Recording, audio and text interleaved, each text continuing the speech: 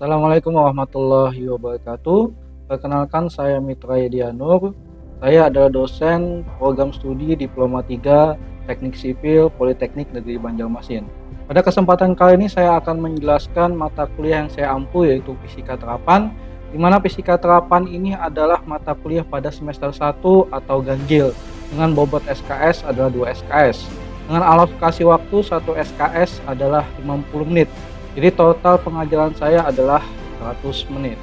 Adapun capaian pembelajaran mata kuliah yang diharapkan pada program studi D3 Teknik Sipil, yang pertama adalah mahasiswa mampu mengonsepkan prinsip sistem satuan dan pengukuran. Mahasiswa mampu menganalisis vektor dalam perhitungan. Mahasiswa mampu menganalisis konsep dan prinsip gerak yang meliputi gerak satu dimensi, di mana gerak satu dimensi itu adalah GLB, GLBB, gerak jatuh bebas, gerak vertikal ke atas, gerak vertikal ke bawah. Kemudian gerak dua dimensi yang meliputi gerak parabola dan gerak melingkar. Selanjutnya, mahasiswa mampu menganalisis konsep dan prinsip hukum-hukum gerak yang meliputi hukum Newton, hukum 1 Newton, hukum 2 Newton, dan hukum 3 Newton. Kemudian contoh atau aplikasinya dalam ranah teknik kesipilan. Kemudian mahasiswa mampu menganalisis konsep kesetimbangan yang meliputi menghitung titik berat, menghitung momen inersia, kemudian menghitung momen gaya. Selanjutnya mahasiswa mampu menganalisis konsep energi dan usaha, mahasiswa mampu menganalisis konsep momentum linear dan sudut, mahasiswa mampu menganalisis konsep elastisitas bahan, dan terakhir mahasiswa mampu menganalisis konsep fluida meliputi fluida diam dan fluida bergerak. Secara umum, deskripsi mata kuliah untuk fisika terapan adalah mahasiswa mampu memahami dan menghubungkan ilmu fisika terapan dengan ilmu keilmuan prodi D3 Teknik Sipil yang meliputi mekanika tanah, mekanika fluida, mekanika rekayasa, dan ilmu bahan, serta pentingnya sistem satuan dan besaran pokok terhadap interaksi vektor dalam kegiatan yang berhubungan dengan bidang teknik sipil. Adapun materi pembelajaran pada fisika terapan itu yang pertama adalah sistem satuan dan pengukuran, analisis vektor, kinematika gerak, dinamika gerak, gaya gesekan, momen inersia benda tegar, kesetimbangan, energi dan usaha, momentum linear dan sudut, elastisitas bahan, dan fluida. Untuk minggu kedua, ini saya akan menjelaskan materi tentang analisis vektor.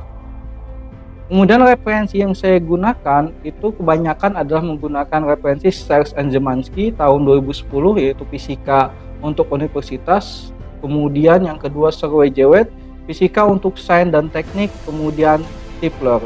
Adapun pendukungnya, kebanyakan saya menggunakan lab virtual laboratory, yaitu PET simulasi, kemudian didukung dengan jurnal-jurnal ilmiah fisika yang relevan. Untuk sistem pembelajaran saya dilaksanakan secara luring dan juga menggunakan Google Classroom, di mana Google Classroom ini cenderung untuk pengumpulan tugas mahasiswa. Juga di sana dalam Google Classroom saya biasanya menambahkan materi tambahan atau pengayaan untuk menambah pemahaman untuk mahasiswa. Untuk metode pembelajaran saya gunakan itu yang pertama itu adalah ceramah, diskusi, dan studi kasus untuk materi-materi tertentu sesuai dengan rencana pembelajaran semester. Untuk video ini, pada materi pembelajaran yang akan saya sampaikan adalah analisis vektor, di mana metode pembelajaran saya gunakan itu menggunakan metode ceramah dan diskusi. Untuk sistem penilaian, saya cenderung menggunakan buku panduan akademik yang terdiri dari nilai kehadiran, nilai perilaku, nilai tugas, kemudian nilai ujian tengah semester atau UTS, kemudian yang terakhir adalah nilai ujian akhir semester atau UAS. Dengan masing-masing bobot penilaian, untuk kehadiran 15%, untuk perilaku 15%, untuk tugas dan UTS masing-masing 20%, kemudian untuk ujian akhir semester adalah 30%. Berikut ini akan saya tampilkan cuplikan singkat video pembelajaran saya di kelas. Mari kita saksikan bersama-sama video berikut ini.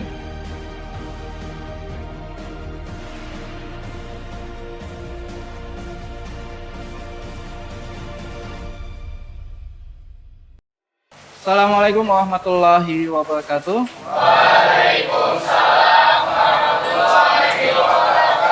Oke, selamat pagi semuanya. Oke, biasa sekali ya. Oke, seperti biasa, sebelum kita mulai pembelajaran pada hari ini, kita mulai dulu atau kita buka dulu dengan doa. Semoga pembelajaran kita hari ini bermanfaat untuk kita semua ya. Silakan ketua kelas untuk memimpin doanya. Sebelum memulai pembelajaran pada hari ini, marilah kita berdoa menurut agama dan kepercayaan kita masing-masing. Berdoa, Oke, pada pagi hari ini kita akan belajar materi kita yang kedua, yaitu materi tentang vektor. Untuk pelengkapannya semua dibawa ya. Sebelum kita mulai materi vektor, ada satu hal yang pengen bawa tanyakan. Kalian pernah ngeliat semut? Pasti pernah ya, ngeliat semut ya. Pernahkah kalian memperhatikan dengan seksama semut ketika dia dari rumahnya ngambil makanan kemudian balik lagi ke rumahnya? Pernah nggak kalian perhatikan dengan seksama? Nah, kita kan sama ini ngelihat semut tuh jalan gitu kan ya. Tapi ada hal unik di situ ya. Uniknya apa? Kalau kita perhatikan dengan seksama, kita perhatikan dengan baik-baik semut itu, ketika dia dari berangkat rumahnya, kita ngeliat dia jalannya ngasal ya, jigdak gitu ya. Tapi uniknya apa dari situ? Uniknya ketika dia balik ke tempat asalnya, ke rumahnya, dia cuma lurus saja jalannya. Ini uniknya. Dari sini ternyata ketika semut itu datang dari rumahnya, berangkat dari rumahnya, dia itu sudah menandain posisinya atau koordinatnya di mana asalnya. Kemudian ketika dia cari makanan, dapat makanan, dia sudah tandain juga tuh posisi koordinatnya di mana.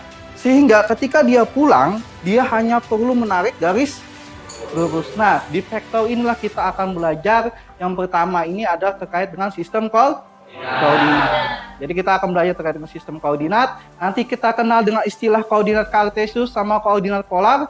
Kemudian kita akan belajar terkait dengan menghitung vektor dengan menggunakan dua cara. Yang pertama adalah menggunakan metode gambar yang akan kita pelajari, yaitu metode gambar dengan menggunakan poligon dan jajak genjang. Yang kedua itu adalah dengan menggunakan metode analitis perhitungan. Jadi mohon diperhatikan baik-baik ya. Oke, kita lanjut. Adapun tujuan pembelajaran dalam mata kuliah vektor ini adalah hal yang saya harapkan.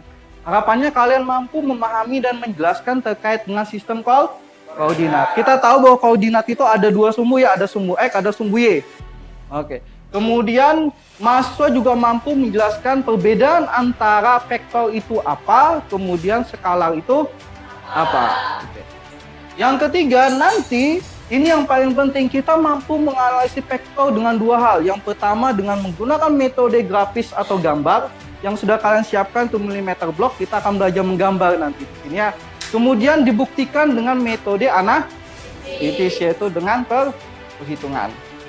Oke, kita koordinat. Tadi saya sudah mengatakan bahwa koordinat ada dua yang akan kita pelajari, yaitu koordinat kartesius sama koordinat polar. Oke. Kalau perhatikan baik-baik, tahu nggak apa perbedaan antara koordinat kartesius sama koordinat polar? Pernah nggak mendengar istilah dari koordinat polar? Baru pertama kali ya di sini ya. Selama ini kita selalu belajar terkait dengan koordinat kartesius, yaitu ada sumbu X sama sumbu Y. Ya. Di sini kita akan mempelajari penguraian dari sumbu X itu nanti pakai cos atau pakai sin, kemudian kita belajar juga koordinat polar. Nah, apa bedanya? Kalau koordinat polar itu menunjukkan letak suatu titik berdasarkan sudut terhadap sumbu X positif dan jarak dari titik pusat. Nanti akan saya jelaskan lewat papan tulis. Contoh misalnya seperti ini, kita ilustrasikan lewat gambar. Jadi nanti ketika kita belajar koordinat, ini ada gambar. Kita belajar koordinat dulu. Apa yang membedakan antara koordinat kartesius sama koordinat polar? Misalnya ada vektor A. Ini ada vektor A. Dia membentuk suatu sudut, anggap aja dia adalah T. Perhatikan baik-baik. Dalam vektor, nanti kedepannya kalian akan belajar juga nih sudut-sudut dan sebagainya. Jadi tolong dipahamin karena ini adalah dasar terkait dengan keilmuan kalian ya. Oke. dalam vektor, ketika suatu vektor itu membentuk suatu sudut, maka dia pasti akan terurai menjadi dua hal. Dia akan terurai menjadi yang pertama itu adalah kita uraikan di sini, dia akan terurai di sini ada sumbu X, AX. Dia akan terurai menjadi dua sumbu AX sama di sini adalah A. Nah, ini yang diperhatikan baik-baik. Jadi ketika ada vektor yang membentuk suatu sudut entah dia 30 derajat kah, 45 derajat kah, ketika dia membentuk sudut, maka ada dua hal yang akan terbentuk. Dua komponen yang terbentuk. Yang pertama sumbu X sama sumbu Y. Nah, yang disebut dengan koordinat kartesius itu adalah XY-nya ini. Yaitu kalau kita sebut koordinat kartesius, maka kita sebutnya itu adalah sumbu AX sama AY. Yaitu nilai dari ini sama nilai dari ini. Ini kan ya? Tapi yang disebut dengan koordinat polar, itu yang ini. Koordinat polar itu kita anggap aja ini titik P misalnya. Koordinat polarnya itu adalah nilai dari panjangnya ini, panjang vektor A ini terhadap sudut. Inilah koordinat polarnya. Jadi nilai dari panjang vektornya terhadap sudut.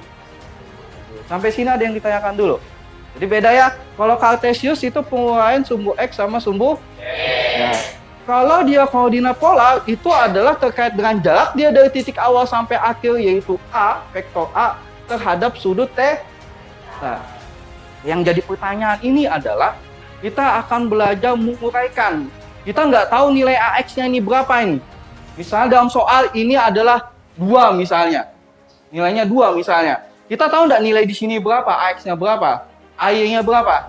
Nggak tahu. Maka kita belajar terkait dengan trigonometri sin sama cos. Tapi ada triknya, nanti saya kasih tahu ya. Oke. Masih ingat nggak sin itu apa? Depan bagi miring atau apa? Kalau cos? Oke. Samping? Oke. Ini saya kasih tahu triknya. Dalam vektor atau dalam apapun juga nanti belajar matematika, trigonometri, kalau dia penguraiannya ini, cukup ingat cosnya aja. Karena apa? Cos itu di samping sudut. Samping sudutnya itu yang dekat sama aku apa?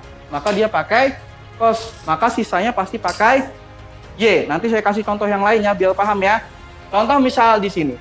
Ini AX, bolehkah saya tulis di sini AX? Kan panjang ini sama dengan ini kan? Tinggi ini sampai sini sama dengan tinggi AY kan? Oke. Yang berada di dekat theta itu apa? Theta itu terbentuk di sumbu apa? Antara sumbu apa? Sumbu X sama theta ini terbentuk di antara sumbu X dengan sisi miring kan? Oke.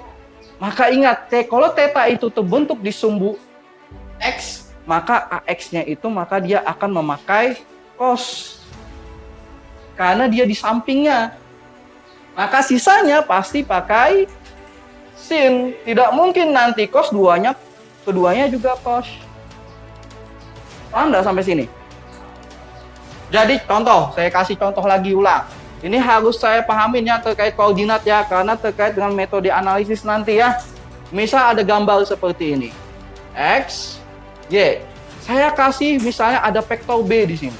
Ini ada vektor B, ternyata dia membentuk suatu sudut theta di sini. Coba perhatikan baik-baik. Terbentuk sudut, maka kita uraikan menjadi 2 kan? Ada BX, kemudian di sini ada. Bolehkah BX ini saya pindahkan ke atas ini? Oke. Di sini B ya? Sekarang perhatikan baik-baik. Theta itu terbentuk di sumbu Y atau sumbu X? Iya, theta-nya di sumbu Y. Maka kita akan melihat BY-nya itu adalah B cos. Gampang kan? Jadi ingat di mana letak sumbu itu terbentuk. Nah, kemudian ingat, vektor itu selalu konsisten terhadap nilai positif sama negatif. Koordinat kartesius pasti kanan positif, kiri negatif, atas positif, bawah negatif. Oke. Sehingga nanti ini BX, perhatikan arah BX. BX-nya itu arah kemana? Sumbu negatif atau positif? Negatif. Oke, sehingga nanti di sini akan berubah negatif B sin.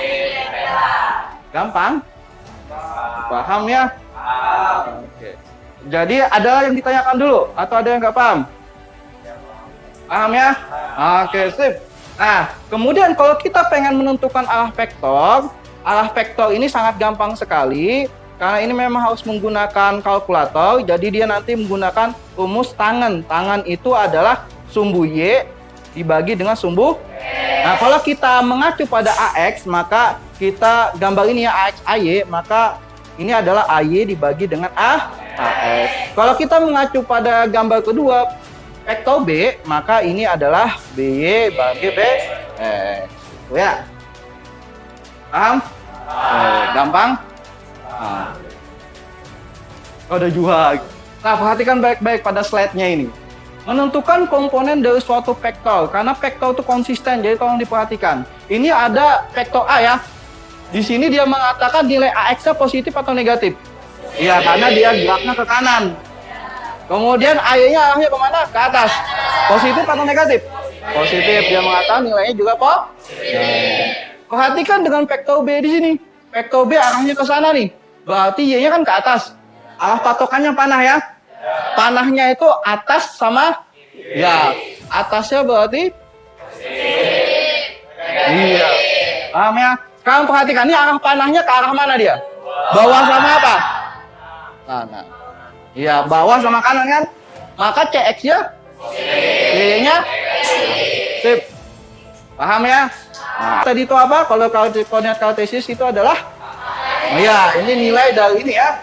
Sedangkan kalau koordinat polar itu adalah panjang dari vektornya banding dengan sudut. Paham ya? Oke, sip. Kita belajar. Nanti habis ini kita akan perhatikan baik-baik nanti perjanjiannya seperti apa. Nah, besaran vektor, ingat karena vektor itu dia kemarin saya sudah jelaskan bedanya antara vektor dan skalar. Kalau vektor dia konsisten ada nilai dan arah. Makanya dia harus perhatikan tanda positif sama tanda negatif yang kita kenal dengan istilah koordinat tadi. Kemudian kalau skalar dia hanya menyatakan nih. Jadi semuanya itu adalah positif. Jadi mau dia gerak ke kiri, kalau kirinya positif ya ke kiri aja nilainya positif ya. Kalau positifnya ke kiri, kalau dia skalar tetap kiri itu adalah nilai positif. Beda sama vektor. Kalau vektor itu dia bergerak terhadap sumbu X negatif, maka dia berubah nilai jadi negatif. Nah, kalau penulisan vektor tadi itu saya contohkan yang ada panah di atas, itu boleh. Mau ditebal box boleh, tapi biasanya karena kita menggunakan alat terbatas, pulpen atau penggaris lebih enak pakai tanda panah di atas ya. Ya. Oh, menyatakan besar atau hasil nilai vektornya, maka kita pakai itu adalah tanda mutlak. Paham sampai sini? Nanti saya kasih contoh. Ini kita perhatikan ada vektor A dari titik koordinat awal A sampai B di sini. Nah, ini menyatakan makin dia panjang, maka dikatakan nilainya akan makin besar. Makanya kemarin saya sudah mewanti-wanti kita pakai perbandingan skala ya. Tapi perbandingan skalanya perhatikan tidak ada perbandingan skala 1:1,31, tidak ada ya. Yang ada itu 1:2, 1:3, 1:5 atau 2:1 gitu ya. Ya tidak ada komanya. Kesepakatannya tolong kita perjanjikan ini panah ini kita sebut kepala, yang bawah ini kita sebut ekor. Itu paling enak kita ingat ya. Kepala sama ekor. Ini kenapa saya bilang paling enak karena nanti kita belajar metode poligon, menggambar dengan metode jajar genjang menggunakan istilah kepala sama ekor. Perhatikan sifat vektor. Vektor itu akan dikatakan sama ketika nilai ini panjangnya sama dan arahnya sama. Ya, vektor akan dikatakan sama ketika nilainya ini panjang sama dan arahnya sama. Artinya kalau dia ini sudah berubah arah maka nilainya berbeda. Itu sifatnya yang pertama. Oke, sifat yang kedua. Oke, kita sekaligus belajar metode menggambar di sini. Ini sudah dicatat atau belum? Kita akan catat dulu ini.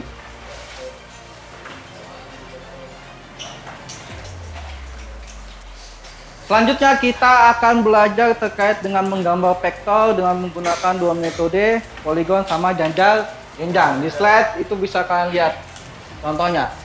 Metode poligon. Metode poligon ini adalah paling gampang dibandingkan dengan metode jajal genjang. Nanti kalian akan lihat perbedaannya di mana. Contoh, kita perhatikan dalam slide. Misalnya ada dua vektor nih. Ada vektor A. Ada vektor A, dia membentuk suatu sudut theta. Kemudian ada vektor B, dia membentuk suatu sudut alfa misalnya. Ini ya, theta sama alfa. Pertanyaannya adalah resultan itu kan biasanya boleh simbolnya R, kalian singkat R, atau simbolnya yang lain C juga boleh. Tapi selain A sama B. Kalau di sini saya contohkan misalnya, resultan dari S sama dengan A ditambah B, itu gambarnya seperti apa kalau dengan menggunakan metode poligon? Nah, metode poligon ini paling gampang cara gambarnya. Kenapa? Saya perhatikan, ini penyebutan pertamanya apa? A atau B? Nah, maka kita gambar A dulu. A dengan sudut yang sama tetanya, jadi tolong diperhatikan nanti kalau menggunakan busur derajat ya. Kalau dia 30 derajat ya. Oke. Kemudian dilanjutkan ke B.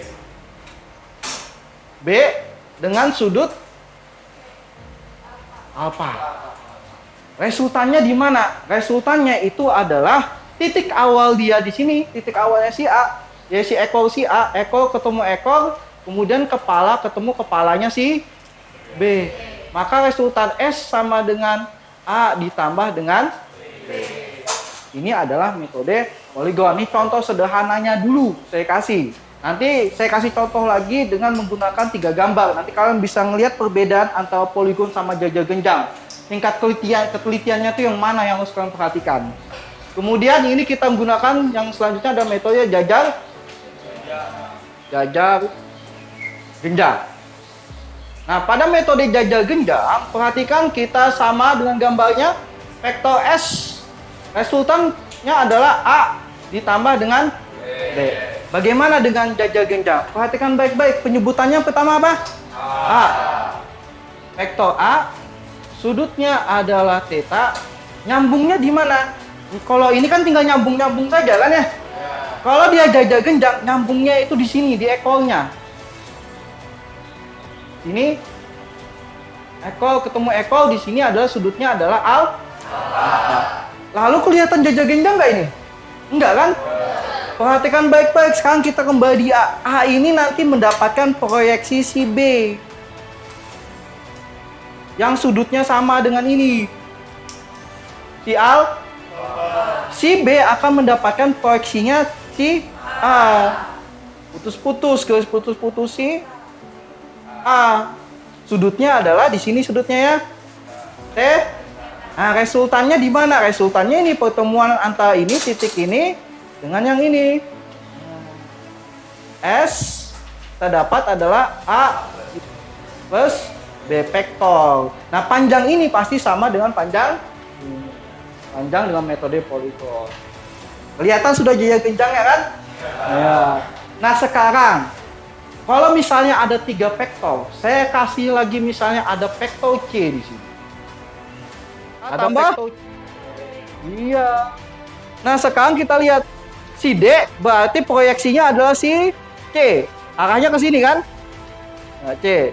Kemudian si C proyeksinya adalah si putus-putus ya. Si D. Gitu kan?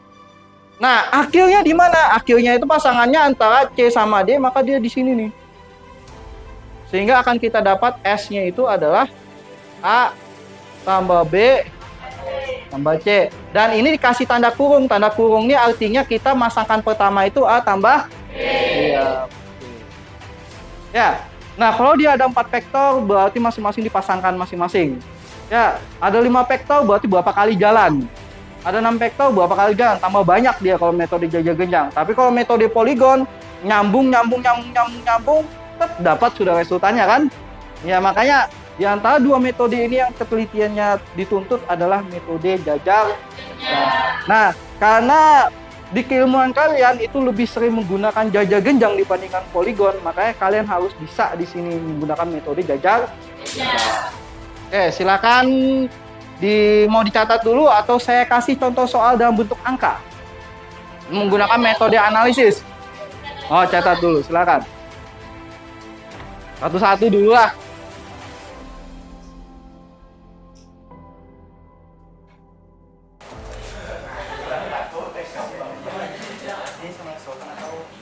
D ini resultan antara sama si kita pasangan si B dulu. Iya. Sehingga boleh nanti kalau masih Z juga boleh. Suka hati ya. Yang penting jangan sama dengan A, B sama C. Kenapa? Silakan. Tanya. Kenapa?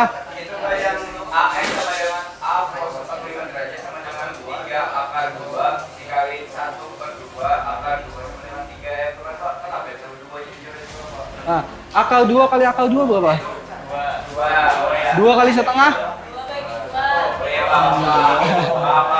Ini kan ngaruh. Oke. Ini perhatikan semuanya, selamat pagi. Sip. Oke, ini ada diskusi kita. Jadi kalian boleh diskusi atau kalau belum paham bisa tanya lagi ke saya. Kita diskusi satu meja ini saya kasih satu. Total kan ada 30 ya. Ya, satu meja satu, perhatikan baik-baik. Tapi gambarnya tetap masing-masing. Karena tuntutan saya adalah kalian bisa paham terkait dengan menggambar metode ini. Dibuktikan dengan metode analisis. Oke. Nanti ada hubungannya sama tugas besar kalian soalnya ini juga ya. Oke. Oke, kita ini saya bagikan. Silakan nih meja berdua. Boleh kalian diskusi antara teman-teman sebangku samping-samping kanan kiri depannya ya. Kalau tidak paham ya. Oke.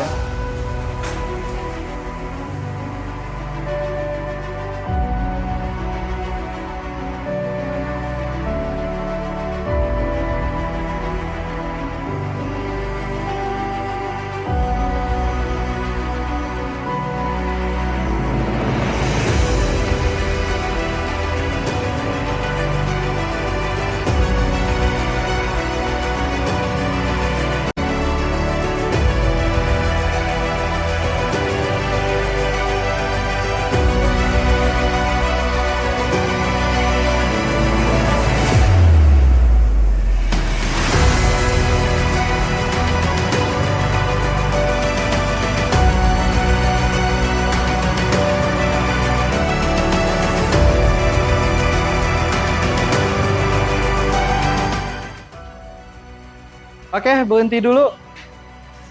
Oke, berhenti. Oke, terima kasih atas perkuliahan hari ini. Saya ucapkan banyak terima kasih atas ini kita sudah diskusi bareng-bareng terkait dengan yang saya kasih. Kita belajar metode poligon sama metode gambar. Semoga pembelajaran hari ini bermanfaat. Oke, tugas sudah saya berikan ke kalian. Oke, tugas saya sudah berikan ke kalian. Silakan kalian kerjakan dengan baik. Semoga bermanfaat dan ini sesuai dengan apa yang kita harapkan dan kompetensi kalian ya, yang diharapkan prodi kalian. Oke, baik. Karena kita awal dengan doa, kita tutup juga dengan doa. Silakan tutup. Sebelum mengakhiri pembelajaran pada ini, mari kita berdoa menurut agama dan keyakinan kita masing-masing. Berdoa mulai. Berdoa selesai. Oke, baik. Selamat pagi semuanya. Pagi. Luar biasa. Oke, sampai jumpa. Kita berikan aplaus untuk diri kita sendiri. Oke, assalamualaikum warahmatullahi wabarakatuh. Waalaikumsalam warahmatullahi wabarakatuh.